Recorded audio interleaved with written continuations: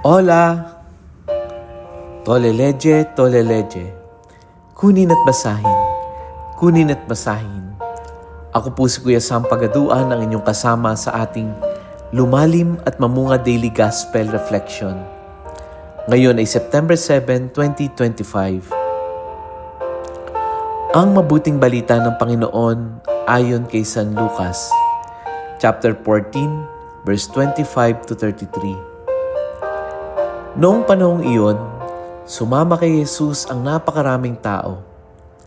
Humarap siya sa kanila at kanyang sinabi, "Hindi maaring maging alagad ko ang sinumang umiibig sa kanyang ama at ina, asawa at mga anak, mga kapatid, at maging sa sarili niyang buhay ng higit sa akin. Ang sinumang hindi magpasan ng sariling krus at sumunod sa akin ay hindi maaring maging alagad ko. Kung ang isa sa inyo'y nagbabalak na magtayo ng tore, hindi ba't uupo muna siya at tatayain ang magugugol para malaman kung may sapat siyang salaping maipagpapatapos niyon? Baka malagay ang pundasyon, ngunit hindi naman maipatayo. Siya'y kukutsain ng lahat.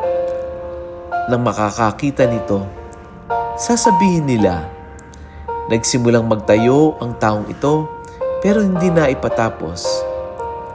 O sinong hari na nakikipagdigma sa kapwa-hari ang hindi mo nauupo at pag-aaralan mabuti kung ang 10,000 niyang kawal ay maisasagupa sa kalaban na may 20 tauhan? At kung hindi niya kaya, malayo pa ang kalaban ay magsusugo na siya ng mga kinatawan upang makipagkasundo. Gayun din naman, hindi maaring maging alagad ko ang sino man kung hindi niya tatalikdan ang lahat sa kanyang buhay. Ang mabuting balita ng Panginoon. Pinupuri ka namin, Panginoong Hesukristo.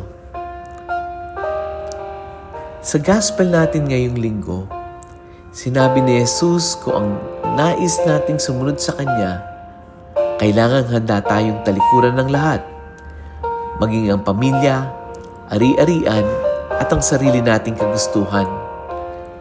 Matindi at mabigat pakinggan, pero ang punto niya ay ang pagiging alagad ay nangangailangan ng buong puso at walang kalahating commitment. Binigay pa ni Jesus ang 2 halimbawa. Ang taong magtatayo ng tore na kailangan siguraduhin mo munang may sapat kang resources bago magsimula para hindi ka mapahiya. Gayun din, binanggit niya yung tungkol sa hari na papasok sa digmaan na dapat muna niyang timbangin kung kaya niyang lumaban.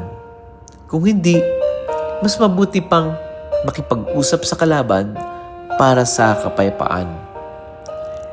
Minsan, ang gusto natin ay ang blessings at comfort ng pagiging Kristiyano.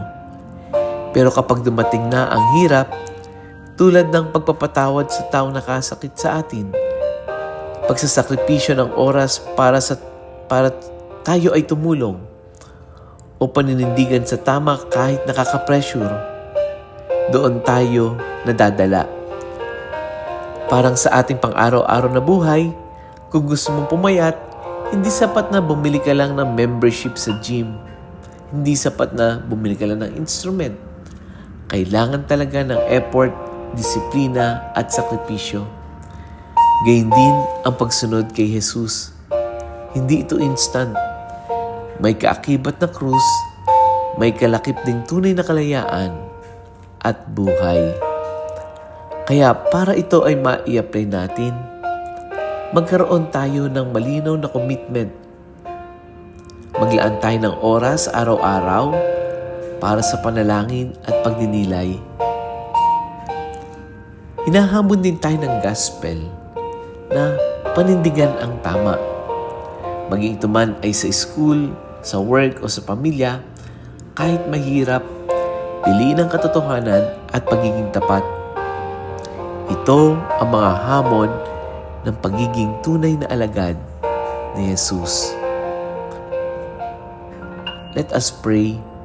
Panginoon, salamat po sa iyong salita na nagtuturo sa amin ng tunay na kahulugan ng pagsunod. Turuan mo po kami na maging tapat na alagad, handa magsakripisyo, magpatawad, at magbigay ng oras at buhay para sa iyo. Palakasin mo po kami sa tuwing nahihirapan kami at bigyang ng tapang na buhatin ang aming krus araw-araw. Amen. Mga kapatid, Happy Sunday po sa inyo. Kung nakatulong po ang ating audio gospel na ito, i-share po natin sa ating mga ka-GC, sa pamilya, sa kaibigan. Hayaan natin ang salita ng Diyos ay makarating sa mas maraming tao.